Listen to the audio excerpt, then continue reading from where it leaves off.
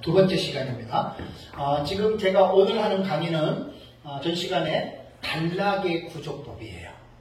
단락의 구조법. 그러니까 사건을 갖다가 과거냐 역사냐 미래냐 이상이냐 이거는 목사님들이 많이 이야기를 하지만 정작 중요한 거는 요한계시록에 기록된 사건들 전체를 한 덩어리를 가지고 단락을 가지고 정리하는 거는 웬만해서 말들을 안 하지요.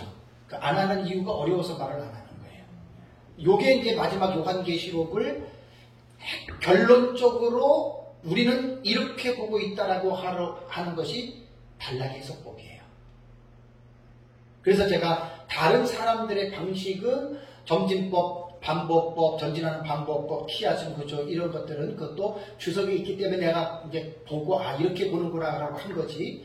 그 사람들이 보는 사람들 밑에 하나의 주석 자체를 빠진다 그러면 그게 보는 것으로 끝나는 게 아니라 보는 사람이 정리를 해야 돼요. 쉬운 일이 아니에요. 그리고 이 계시록이 몇 갈래로 서너 갈래로만 갈라졌다 그러면 쉬운데 수백 가지로 갈라지기 때문에 같은 문천년이라고 다 같지 않고 같은 전천년이라고 다 같지 않아요. 그래서 이제 이것들을 잘 우리가 이해를 해야지 이제 잘못 이해하면 이제 파당이 되고 분파가 일어나고 이제 예수님의 십자가의 피로 갖추고 산 교회들이 목사들끼리 서로가 이제 내가 옳으니 너는 틀리니 이래가지고 이제 싸움박질을 하고 있는 게 요한계시록이 될 수가 있어요. 절대 사탄이 그거는 그렇게 끌고 가고 어떤 사람에게는 교만한 영을, 교만한 마음을 집어넣어 버리고 어떤 사람들에게는 공격할 수 있는 그런 마음을 주어가지고 서로 지 잘났다. 다 잘못. 그래서 로마서에 나오잖아요. 서로 피차 물고 뜯으면 둘 다 망하는 거예요. 마귀는 그거를 노리고 있어요. 그래서 이제 제가 요한계시록 독법 이제 책에 나와서 보시면 어느 누구도 내 것만 옳다고 말 못하게 돼 있어요. 무장지체가 되는 거예요. 하나님이 아마 이 내용들은 귀하게 하나님이 사용하실 것 같아요. 독법에 대한 강의들은. 두 번째 시간인데 전 시간에는 형식상 구조 이거 제가 용어 만드느라고 좀 많이 힘들었어요. 기록된 대로 요한계시록을 내용은 처음에 말한 건 아닙니다. 기록된 구조대로 요한계시록을 먼저 머릿속에 담아야 돼요. 두 번째가 뭐냐면 내용상 구조입니다. 여러 가지 내용이 있죠. 여러 가지 내용이 있는데 아까 제가 봉종과 삽경에 대한 부분을 여러분들에게 말씀을 드렸습니다.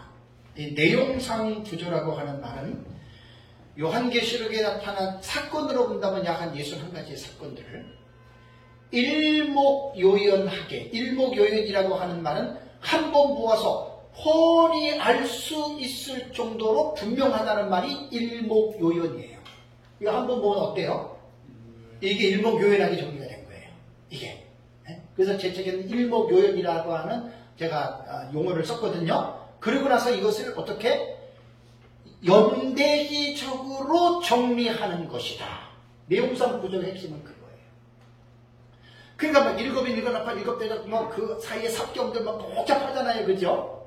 6장부터 19장까지 44가지 사건을 이거를 지금 한 번 보아서 딱 알 수 있을 정도로 이것을 정리해야 돼요. 연대기적으로 그것도. 이게 이제 내용상 구조에서 제가 주장하는 내용이거든요.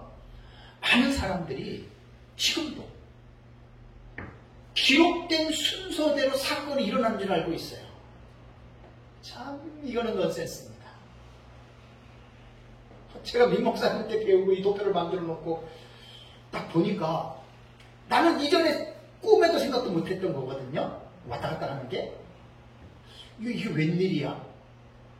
그러다 보니까 이제 저는 제가 사실은 민목사님한테 질문을 할 수가 없었어요. 이거 나는 아니까. 근데 이거를 내가 가르치다가 만들었잖아요. 가르치다 보니까 내가 설명을 해야 되잖아요. 그죠? 그게 계속 여기 와서 지금까지 제가 기도하고 있는 내용들이에요. 그래서 이제 일단은 책이 나왔고 이번에 쓰는 책에 이 내용이 거의 다 들어갑니다. 거의 다 들어가요. 이것만 딱 들어가면 책 두 권만 있으면 이제 우리가 보고 있는 이 방식이 이제 분명하게 어느 누가 봐도 이해할 수 있을 정도로 됩니다. 그 분명한 것은 뭐냐면 결코 요한계시록은 기록된 대로 사건이 일어나는 거 아니에요.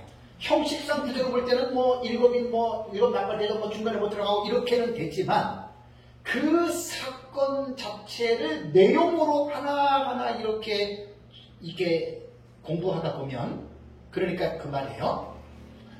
이것도 1장부터 22장까지의 내용을 제 나름대로 다 정리한 거예요. 그게 제가 낸 책입니다.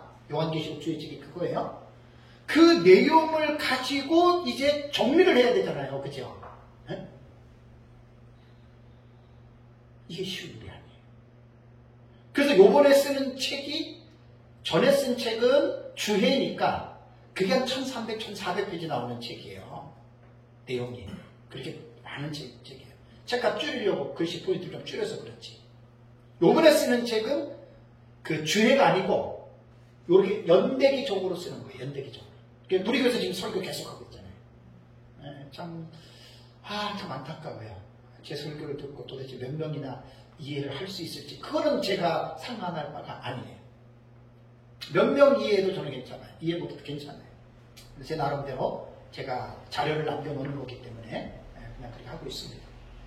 그래서 절대로 요한계시록은 기록된 대로 사건은 일어나는 것이 아니다라고 이렇게 말을 해야 됩니다. 그리고 요한계시록은 형식상 구조로는 그냥 우리가 쭉 아까 말씀드린 대로 이렇게 됐는데 내용상으로 그것을 하나로 일목요연하게 정리를 하려고 한다면 다시 이제 정리를 해야 되거든요.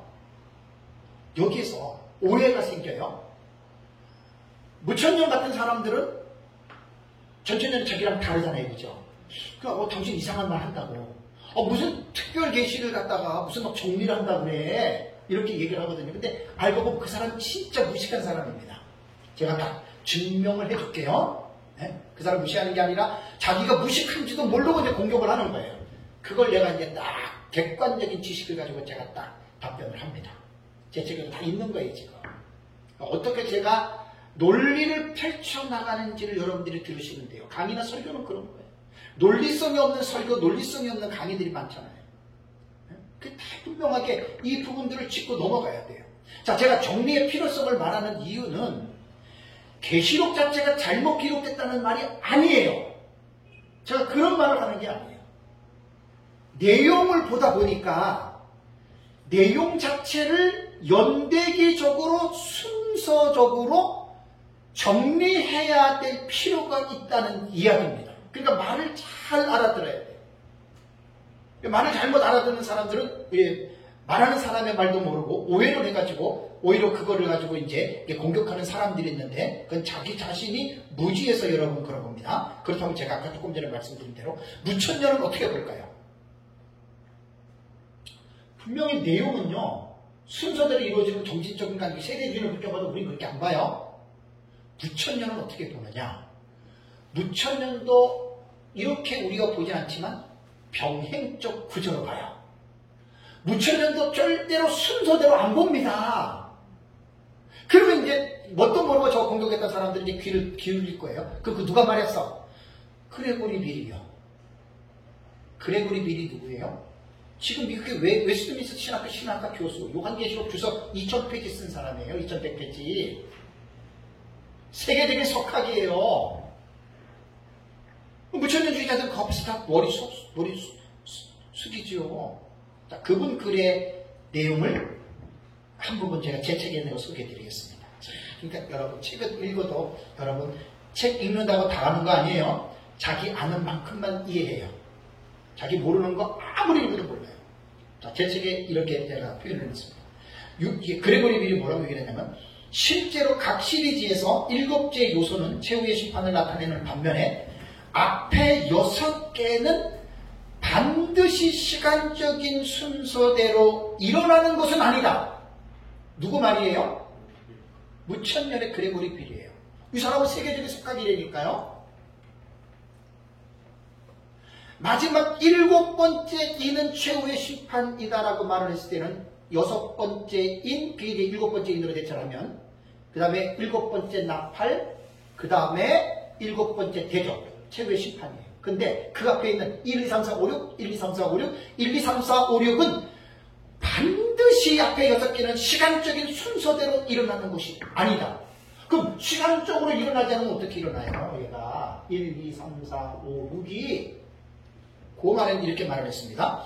숫자를 매긴 주요 의도는 요한이 본 환상의 순서를 나타내는 것이지 단지 역사적 사건들의 순서를 나타내려는데 있지 않다. 하참.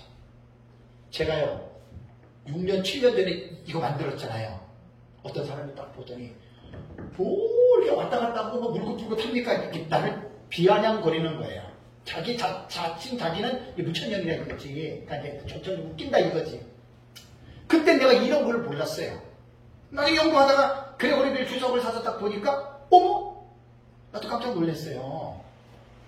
아, 무천년도 점진적으로 보는 게 아니구나. 그 말이잖아요. 그죠?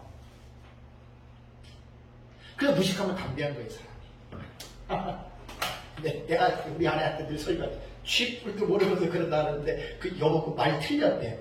우리 쥐뿔도 없다 그 말은. 우리 옛날에 그런 말 잘 알지도 못하면서 이제 그런다는 말. 그러니까 무식한 사람이 항상 담대하고 지식이 많은 사람은 함부로 평가하지 않습니다. 비판을 해도 건설적인 비판하지. 그러니까 이제 이게 마귀가 자만하고 교만하게 만들어서 너만 최고고 막 너 것만 이거 이제 그러다가 이제 넘어지는 거예요. 계단 교만해서 넘어지는 거예요. 이거 제가 정말로 대가 그 무너지는 것들 여러분 말 안 할게요. 그거는. 근데 다른 사람은 봐도 뭔데 난 딱 보면 알아요. 끝을 봐야 돼요. 사람은 끝을. 무섭습니다.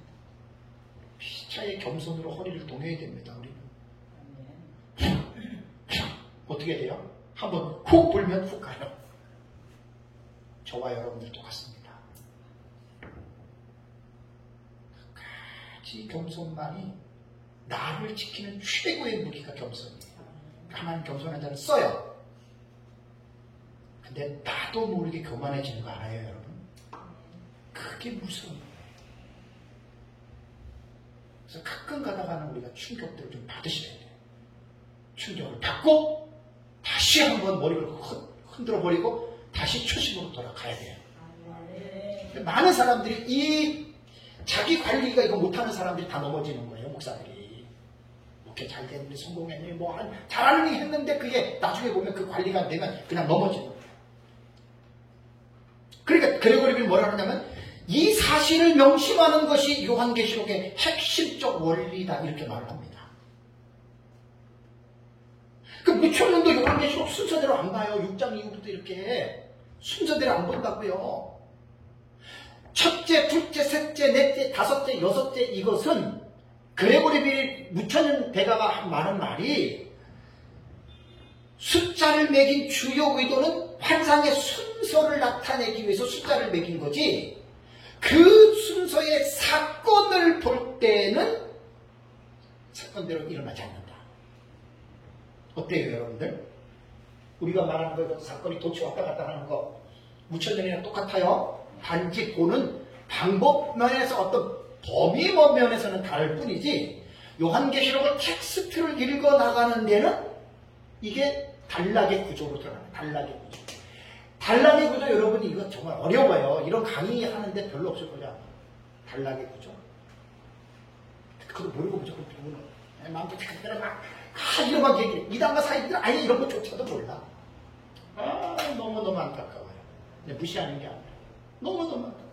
그래서 배울 때들 잘들 배우세요. 네? 여러분 배울 때 잘 배워야 됩니다.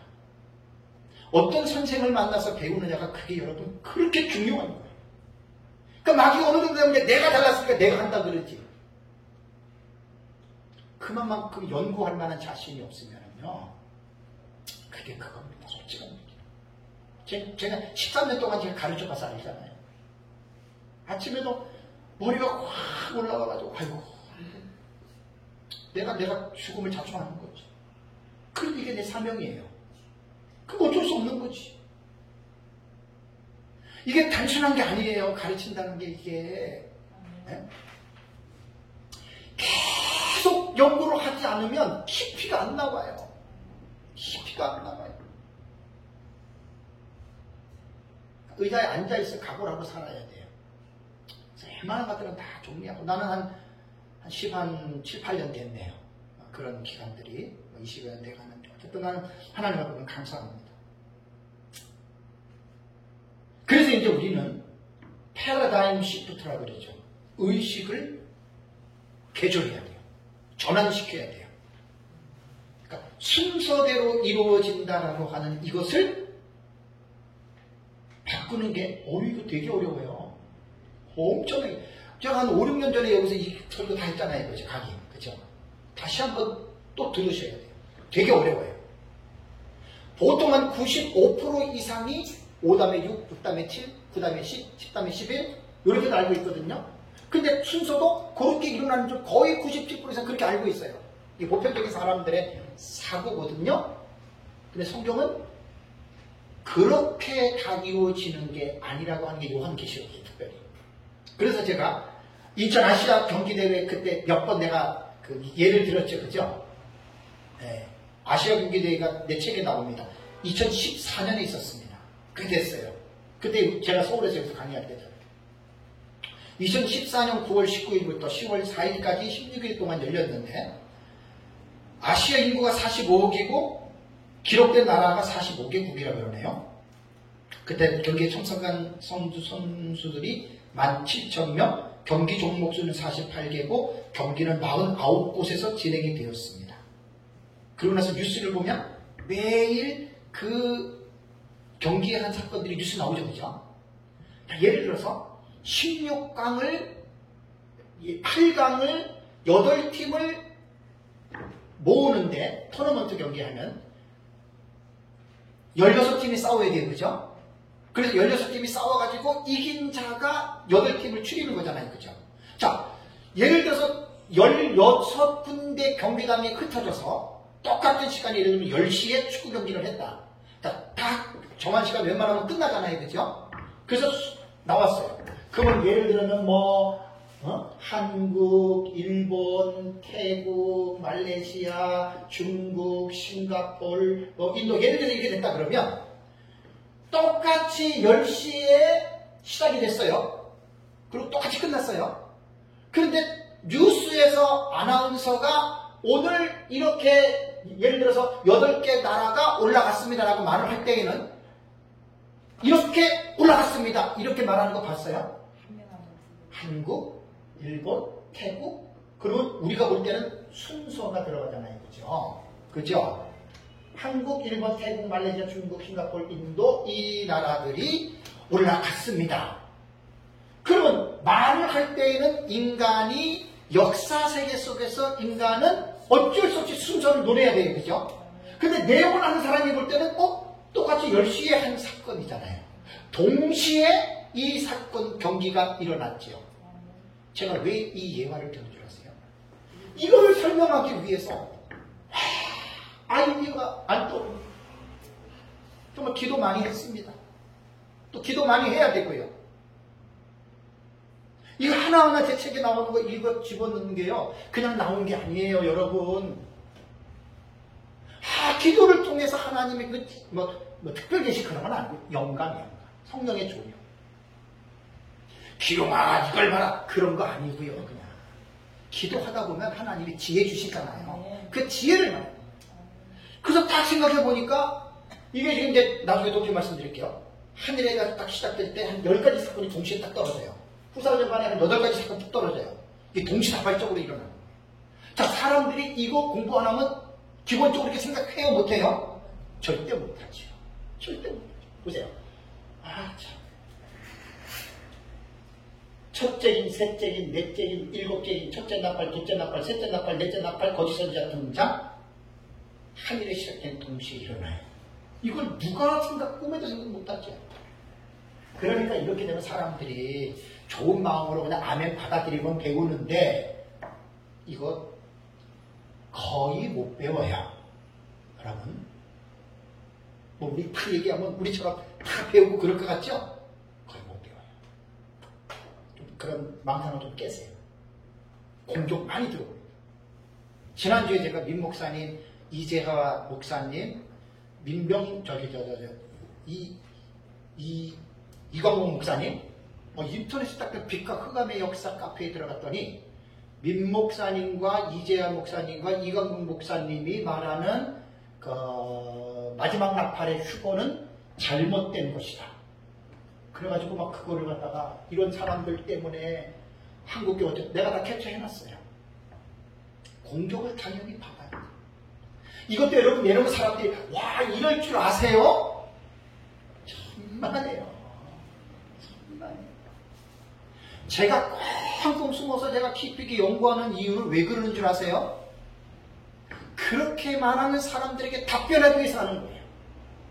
세상 말로 꿀리지 않게 당당하게 원어적으로나 신학적으로나 뭐나 당당하게 그래서 연구하는 거예요. 공격 많이 100% 많이 들어옵니다. 여러분 이거 섣불리 배워가지고는 명함도 못 내밀어요. 여러분 나중에 이제 셋째 넷째 시간 들어보시면 알겠지만 니네나 이란이나 사입이나 똑같아요. 별다른 거 없다는 말이 나와요. 결론이. 정신 차리고도 공부하세요.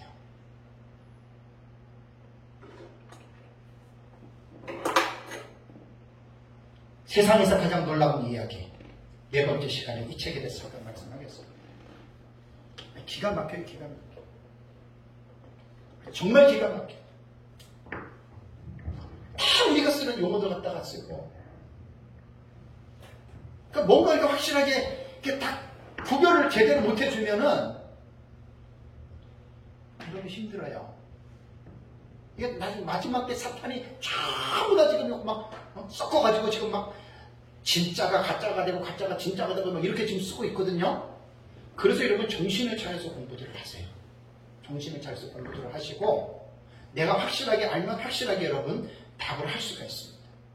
자, 예레미야서도 보세요. 예레미야서도. 지난달에 내가 도표 나눠줬죠. 그죠?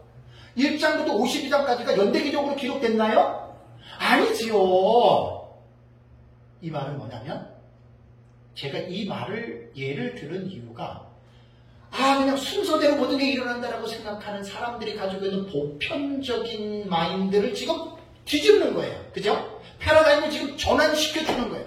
그래야 이제 이거 공부할 수 있어요. 이거. 제가 얼마나 여러분 신경을 쓴 줄 아세요? 지금 이런 거. 이거를 제가 설득시키고 납득시키기 위해서 저는 자꾸만 지금 이런 것들을 지금 만들어내는 거예요. 왜? 사람들이 설득이 안 되면 동의 안 합니다. 동의 안 합니다. 설득이라는 게 강압적인 설득은 안 됩니다.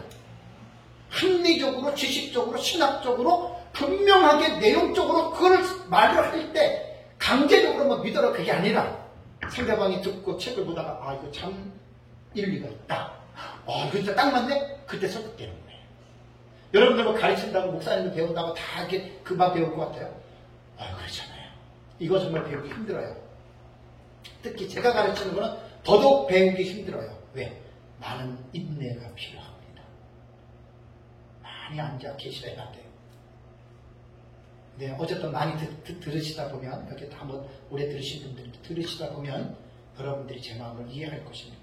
그래서 예레미야서는 요시야 왕, 여호와스, 여호야긴, 시드기야 왕, 유다의 5 마지막 왕들이 통치할 때 예레미야는 사역을 했던 사람이에요. 그래서 이 5 왕에 대한 그 당시 역사적인 배경을 이해를 해야 되고, 그 다음에 이때 유다가 바벨론에서 586년에 멸망을 하니까 애굽하고의 그 정치적인 어떤 그 연관 관계가 있어요. 그런 것도 알아야 돼요. 왜 선지서가 왜 어렵냐면 선지서를 이해하기 위해서는 그 당시의 역사적인 배경과 시대적인 상황을 모르고는 선지서 공부 못합니다. 그래서 목사님들이 성경을 연구하지 않으신 분들은 구약 성경 선지서 못해요. 옛날에 저도 그랬지만 예레미야 33장 3절을 수백 번 했어요. 너는 내게 부르짖으라. 그거 가지고 이제 금요일날 그거만 갖고 하는 거야. 예레미야서가 그게 왜 부르짖어야 돼요? 어려워요, 선지서. 그래서 다 그 기본적인 공부들을 해야 됩니다. 그래서 예레미야는 45장까지 그 바벨론에 의해서 멸망을 당하고 그러면서 거기서 사실은 연대기적으로 사건이 끝나는 거예요. 그 다음에 46장 이후부터 보면은 어떻게 되냐면 그 이전의 사건들을 리바이벌해서 스토리를 내러티브 형식으로 엮어놓은 거예요. 그러니까 뭣도 모르는 사람은 44장 다음에 45장 일어나는 걸로 알고 있죠. 45장 다음에 46장 사건 나타나는 줄 알고 있죠. 이거 완전히 아니죠. 그게 아니죠.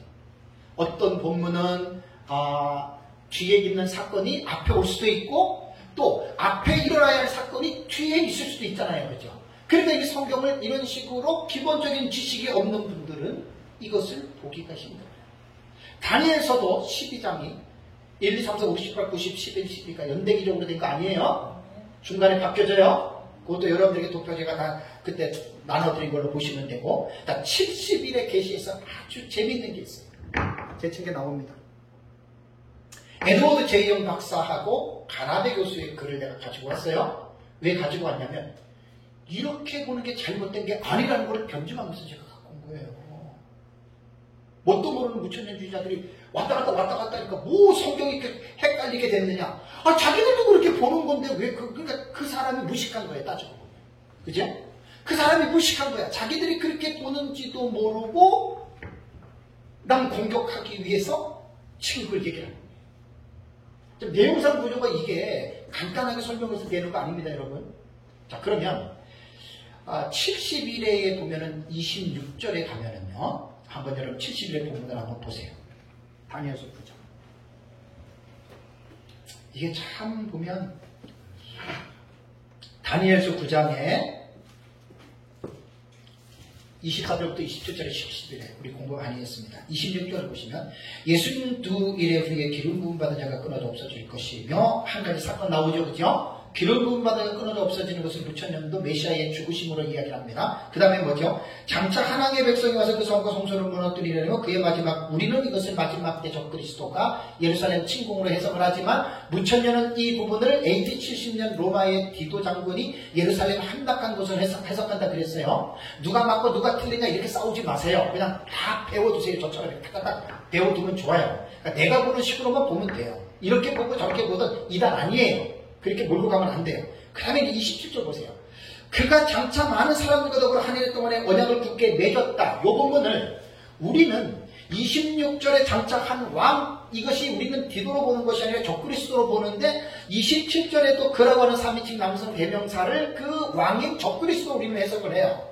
그러니까 똑같은 적그리스도에 관한 사건으로 그 많은 사람과 언약을 맺는 것을 해석하는데 무천년주의자들이 에드워드 제이영 박사나 가나베 교수가 왜 이거를 얘기를 하냐면 보통 사람들의 생각에는 26절에 메시아가 그 하나님의 백성이 여기 보면은 끊어져 기름 부은 자가 끊어져 없어진다 그랬죠. 26절에 그 메시아의 죽음으로 그들은 얘기를 해요. 그 다음에 27절에 그가 장차 많은 사람과 더불어 하늘의 언약을 맺었다. 이것을 무천년을 어떻게 해석하느냐. 예수 그리스도께서 십자가의 언약을 맺은 것으로 해석을 해요. 그러면 조금 전에 저한테 질문했던 사람 너는 이렇게 왔다 갔다 하냐. 그런 논리로 볼 때는 말이 안 되잖아요. 그러니까 에드워드 제이영 박사가 뭐라고 얘기를 한 줄 아세요? 26절의 두 사건이 62일에 후에 일어난다고 말해주기는 사실이다. 그러나 27절의 사건들이 26절의 그것들 다음에 일어난다고는 말해져 있지 않다. 이 말이 뭔지 아세요? 메시아가 십자가에 죽을 때 27절에 많은 사람과 하늘의 언약을 맺는 것도 메시아의 언약으로 같은 사건으로 보는 거예요. 그러니까 병행적으로 보는 거예요. 지금 이게 뭐냐면 내용 형식상 구조로 볼 때는 26절과 27절의 내용이 그 다음에 일어나는 것처럼 되어져 있지만 내용을 봤을 때에는 27절에 그가 장차 많은 사람과 하늘의 언약을 맺은 것은 26절 다음에 일어나는 사건이 아니고 똑같은 메시아의 언약이다 이렇게 말한단 말이에요. 무슨 말인지 이해가 되세요? 제가 이런 책을 읽어낼 때는 저에게는 빅뉴스를 발견하는 거예요. 우리만 이렇게 보는 게 아니구나. 저도 처음에 이거 다 정리하고 나서 내가 깜짝 놀라서 말을 제가 잘 못했어요. 말을 어떻게 이렇게 되지? 그래서 제가 이제 기도하고 공부하면서 책을 읽으면서 이게 우리만 이렇게 보는 게 아니네. 그래서 요한계시록 듣고 아까 말씀드린 제가 단락에서 또 그걸 보면서 내가 힘을 얻은 거예요. 힘을. 그래서 우리가 보는 것을 내가 학문적으로 자신있게 내가 설명해야 되겠다. 그래서 제가 지금 하고 있는 거예요. 누가 그러니까 그렇다. 이게 아니고, 카더라가 아니고. 누가 그렇게 말했으니까 이랬다. 그거는 여러분 어떻게 보면 그 사람이 틀리면 나도 틀린 게 돼버려요. 그 사람이 부족하면 나도 부족하게 설명을 하는 거예요. 부족하게 얘기를 들었더라도 나는 부족하지 않게 말해야 되지 않겠어요? 그것이 목사님들이 연구하고 공부하는 자세에서 그 내용이 풍성해지는 거예요. 자, 가나비 교수도 마찬가지입니다. 가나비 교수 캐나다 선교사 때 한국에서 오랫동안 살았어요. 아, 저 훌륭한 분입니다. 이분은 무천년설인데 이분은 좀 더 자세하게 말했어요. 제 책에 다 나오는 거예요.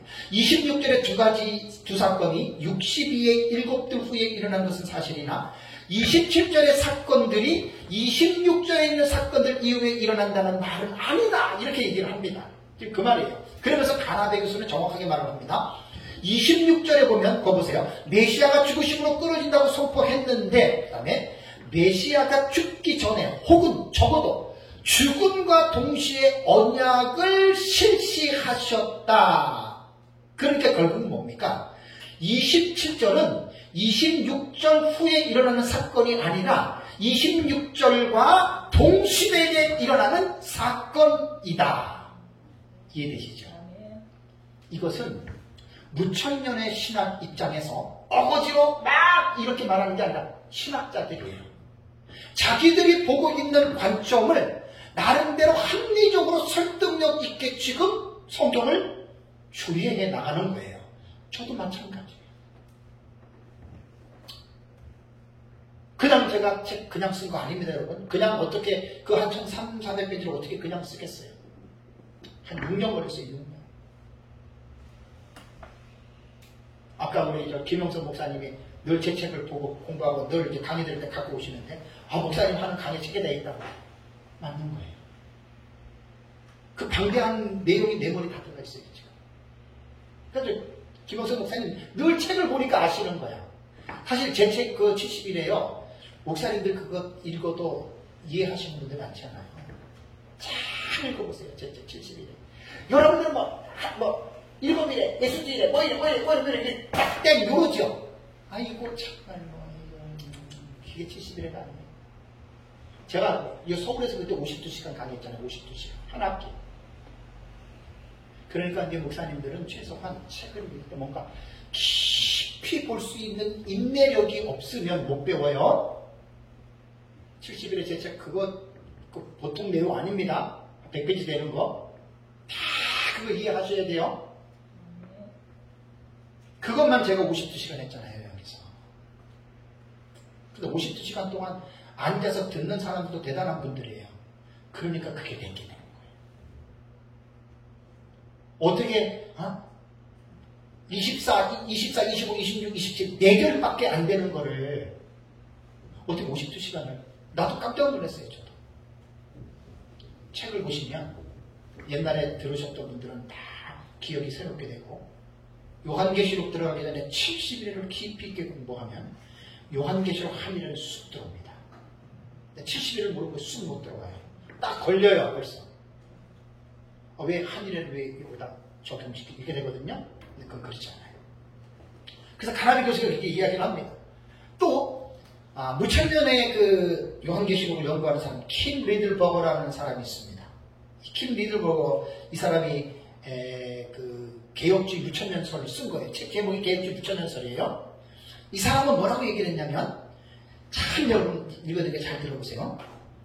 요한계시록은 환상들을 담고 있는데 동일한 사건을 각기 다른 다양한 카메라 각도에서 촬영한 것 같은 기능을 한다. 그러면서 요한에 의해 재진술되어 요한계시록에 기록한 다양한 환상들 간에, 잘 들어보세요, 순서가 필연적으로 그 환상들이 상징하는 실제들의 역사적 발생 순서를 반영하는 것은 아니다.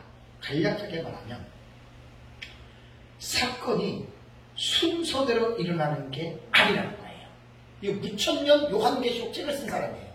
그래서 뭐라고 얘기하냐면, 간단히 말해서 환상들은 7시리즈부터 시작해서 환상들은 주제에 따라 정렬되어 있지 시간적으로 정렬되어 있는 것이 아니다.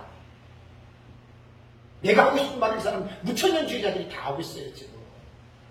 에드워드 제용 박사, 가나베 교수, 킴 리들버거.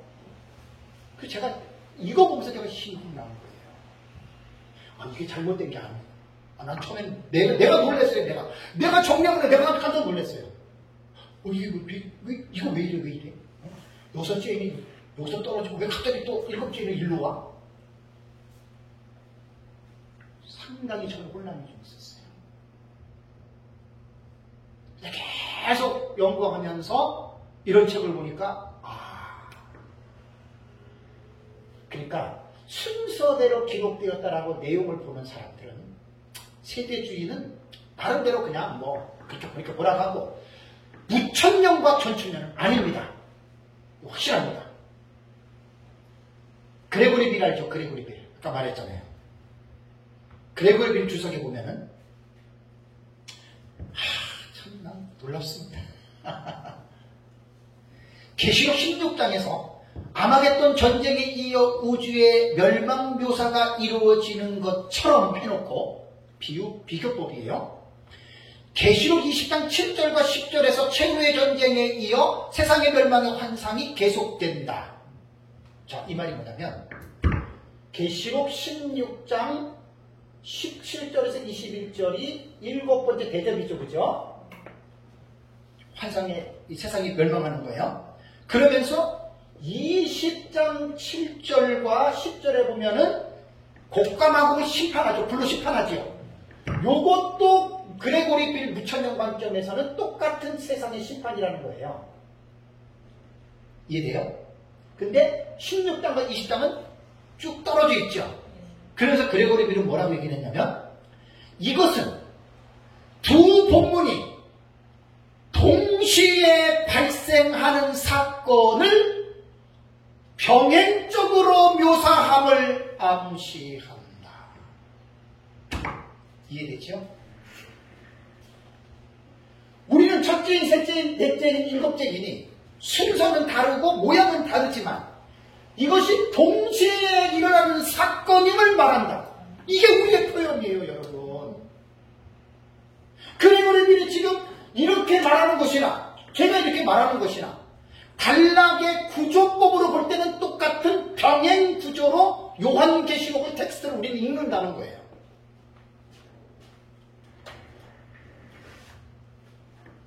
제가 왜 소리를 힘있게 지르는 줄 아세요? 자신 없는 사람은 소리를 못 질러요. 절대 못 질러요. 물론 기질 자체도 제가 소리를 지르는 기질이 이상한데 될 수 있는 데는 소리를 이제 안 질러요. 소리 지를 힘도 없어요.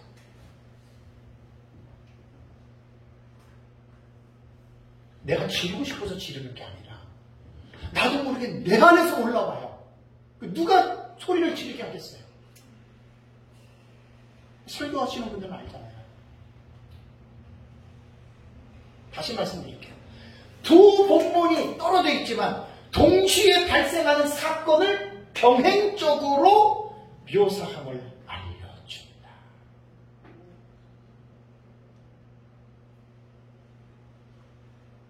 그래서 요한계시록은 지난날에도 얘기했지만 단락의 구조법은 요한계시록 최종 결정판이거든요. 마지막 정리하는 거거든요. 이거 가르치기 힘들어요, 목사님들이. 여기서 사실은 모든 내용들이 다 판가름 나는 거거든요. 세대주의는 이렇게 보고, 누구 이렇게 보고, 이렇게 보고, 이렇게 보고. 저는 이것을 만든 책임으로 제가 지금 연구를 합니다. 만들었기 때문에. 그러니까 이 도표는 꼭 저한테 배우셔야 돼요. 깊이 있게. 그냥 갖다가 이거고 이런 거는 별 의미 없어요. 제가 4차까지 세미나 했어요. 한누리군 요한계시록 도표. 이틀 동안에 10시간씩 그죠? 그때 다 들으셨잖아요. 그 최소한의 10시간이에요. 그 10시간 들어가도 뭘 알겠어요? 10시간 들어서 뭘 알겠어요? 그냥 가도 그냥 끝나는 거지. 그럼 이걸 다시 펼쳐서 하면 몇 년이 걸려요? 몇 년. 그래서 제 책이 그거예요, 책이. 귀에 딱 떨어지게 그냥 요렇게. 그러니까 사람들이 깊이 못 배우는 거예요. 못 들어가요.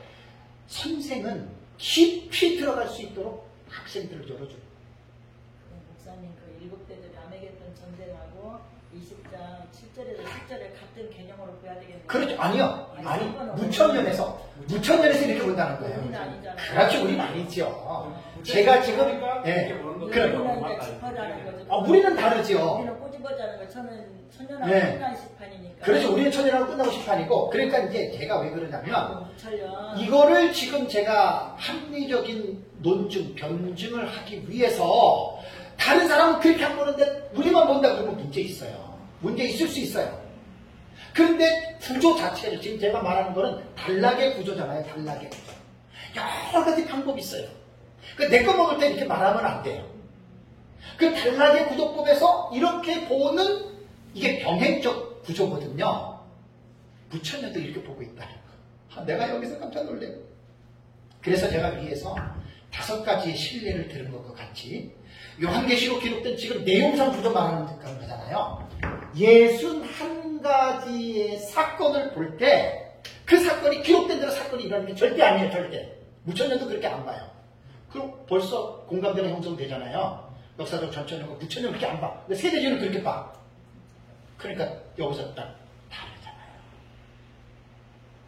우리가 옳은 것을 정확하게 밝히면 잘못된 것은 반드시 드러납니다.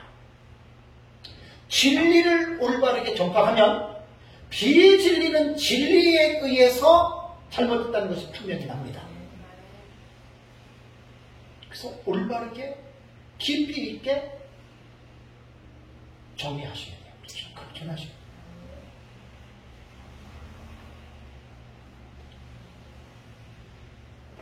요한계시록에서 일목요연하게 요한계시록 전체를 보는 것은 결코 쉽지 않습니다.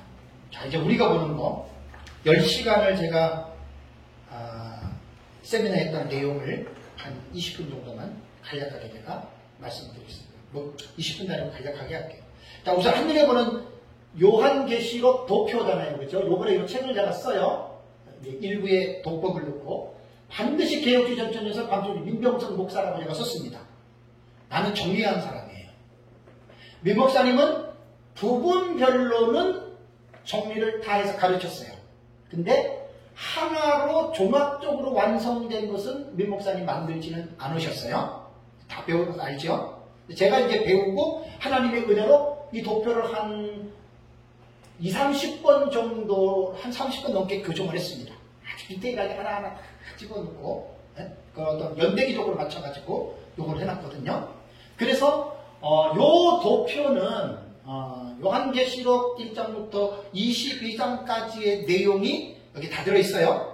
그리고 본경과 삽경 해가지고, 본경에는 제가 이는 이 황토색으로 놓고, 나팔은 녹색으로 놓고, 대접은 빨간색으로 이렇게 놓습니다. 요게 이제 본경이라고 그랬잖아요. 그죠? 그 다음에 20장 이후는 다 이게 본경이에요.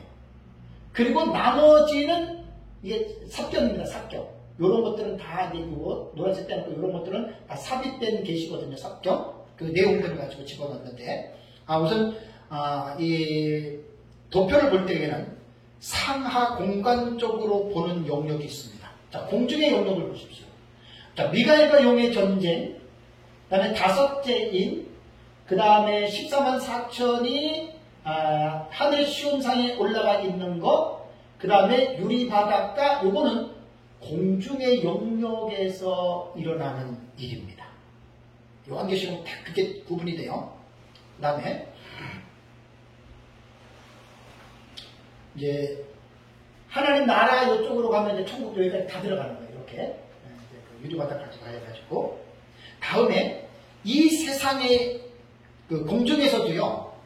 여기 그 미가엘과 용의 전쟁이라던가 그다음에 불이 섞인 유리바닷가는 천국 아니에요. 여기에서 다섯째 인이라던가 14만 4천이 승천되어 있는 곳 요거는 천국이고 공중의 영역도 하늘도 샤마인 그러면 복수로 써요. 복수로. 샤마인 그러면. 그러니까 대기권 하늘과 우주와 그 다음에 기상의 세계를 넘어서 하나님이 계시는 천상의 세계에 있어요. 그렇게 보기 때문에 요 미가엘과 그 다음에 유리바닷가는 지상의 영역의 공중입니다. 그 다음에 여기 이제 다섯째 인하고 여기 하늘의 시온상은 이것은 천국의 영역입니다. 요거를 잘 여기 도표에서 여러분들이 보셔야 되고요. 그 다음에 이제 이 세상의 영역들을 보면은 나머지 이것들은 다 이 세상에서 일어나는 일들입니다. 하나, 여기 무적행 나오죠, 그렇죠? 무적행을 좀 더 밑으로 이렇게 집어넣겠으면 되는데 공간이 그래가지고 무적행에 대한 요거는 이제 밑으로 내려가면 요거는 지하의 영역이라 그래서 요거는 그렇게 되고 나머지는 다 이것은 땅에서 일어나는 사건으로 여러분들이 이제 보시면 됩니다. 그 다음에 좌우에 연대기적으로 보면 좌우에 자, 한일해가 시작이 되기 전에 7년 환란전에 나타나는 징도 있죠, 그죠? 한일해가 일어나기 전에 어떠한 일들이 일어날까? 참 중요해요. 여러 가지 일들이 있지만 크게는 7번째 제국 열불이 등장하고 적그리스도가 등장하고 두 증인이 준비가 되는 이 사건은 한일해가 시작될 때 이러한 사건들이 나타나지만 갑자기 준비 없이 딱 일어나는 거 아니에요. 다 이렇게 역사 세계 속에서 연속적으로 이어지고 있는 사건들이라는 말입니다. 그래서 좌우로 볼 때는 이렇게 되고 그 다음에 한일해가 시작이 되잖아요. 그죠? 한일해가 시작이 되는데 근데 여기 보면은 1장에서 5장까지 보면은 내 본 것과 그러니까 요한계시록 1장 19절은 예수님께서 요한계시록 자체의 구조를 말씀해 주신 거예요. 학자가 말한 게 아니라 내 본 것과 지금 있는 일과 장차 될 일을 기록하라 그랬죠. 그죠? 그러면 내 본 것은 뭐고 지금 있는 일은 뭐고 장차 될 일은 무엇인가? 요 구조를 명확하게 파악을 해야 되거든요. 그래서 내가 본 것을 저는 1장과 4장과 5장 4개 그림 있죠. 그죠? 1장을 보면은 7 촛대 사이에 예수님께서 거니시는 거 1장이죠. 4장을 보면은 여기 20자 장로가 나오고 그 다음에 20자 장로들이 멸류관 집어던지는 거 4장이 나오죠. 5장을 보면은 7인으로 봉인된 거 지금 보고 계시는 예수님 나오죠. 그죠? 그래서 1, 4, 5장이고 지금 있는 일이 2, 3장입니다. 에서부터 3일날 7교회가 있는 내용입니다.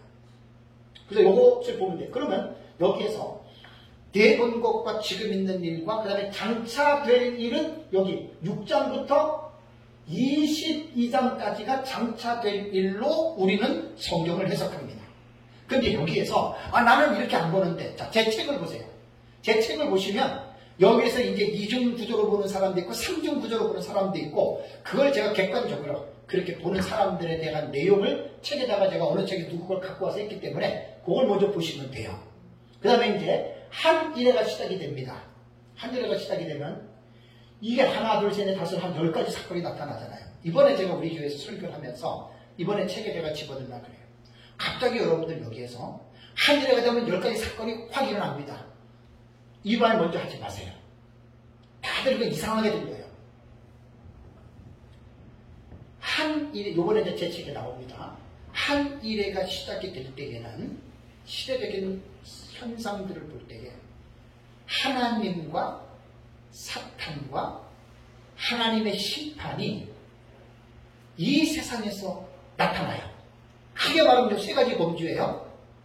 그래서 하나님이 하시는 일 중에서 가장 중요한 일은 뭐냐면 예수님 재림 직전에 택한 자들이 영적으로 잠자고 있는 것을 깨워야 되잖아요. 그러면 하나님이 종들을 세워야 되잖아요. 그게 두 중요해요. 그러니까 하나님이 하시는 일이고 자 마귀도 이제 예수님의 재림에 가까이 오면 사람은 모르지만 사탄은 알아야 몰라요. 정확하게 합니다. 사탄은 정확하게 합니다. 자기 때문에 얼마 남지 않았다고 하는 것을 사탄은 너무너무 정확하게 알고 있는 게 사탄이에요.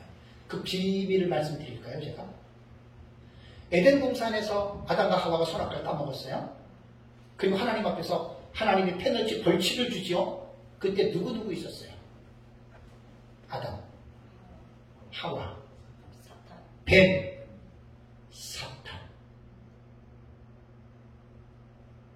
내가 너가 여자 원수가 되고 여자 우선은 또 뱀의 우선 원수가 되게 하니 여자의 우선은 내 머리를 상하게 하고 뱀의 우선은 너 발꿈치를 상하게 한다 그랬죠. 이거 되게 중요한 내용이에요. 원칙하고.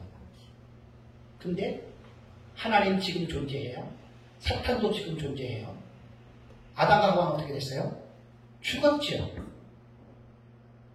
아담과 하와는 죽기 전에 자식들에게 남기는 것이 돈이나 명예나 물질이 아니라 원시 복음의 계시를 자식들에게 남긴 거예요. 구속사가 그렇게 진행이 되는 거예요, 여러분. 구속사의 첫 번째는 여기부터 바톤을 딱 출발을 보셔야 돼요, 아담부터. 그래서 제가 2, 3년 전에 여기서 강의할 때 아담의 톨레도트 기억나시죠? 창세기 5장에 아담의 톨레도트 10개의 족보를 한 사람을 1시간씩 난 우리에게 설교했어요. 목사님들 그 정도의 깊이는 교회에서 설교하셔야 돼요. 성경을 깊이 있게 가르치세요. 종말로만 한다고 요한계시록만 가르치는 게 아니에요. 성경 전체를 연결시켜요. 그러니까 에덴 동산에서 하나님의 아담과 하와가 선악과를 따먹고 그 하나님의 벌칙을 받을 때 사탄은 그때나 지금이나 동일한 사탄이에요. 언제인지 모르지만 여자의 후손이 내 머리를 상하게 한다. 그게 슈프예요. 슈프, 히브리어 슈프. 라틴어를 보면은 뭐 무슨 레게 해가지고 완전히 박살내는 거예요. 요 해석도 무천년은 예수님 십자가에 죽으시고 부활하심으로 사탄의 머리를 눌렀다고 하거든요. 근데 우리는 그렇게 안 봐요. 전천년은.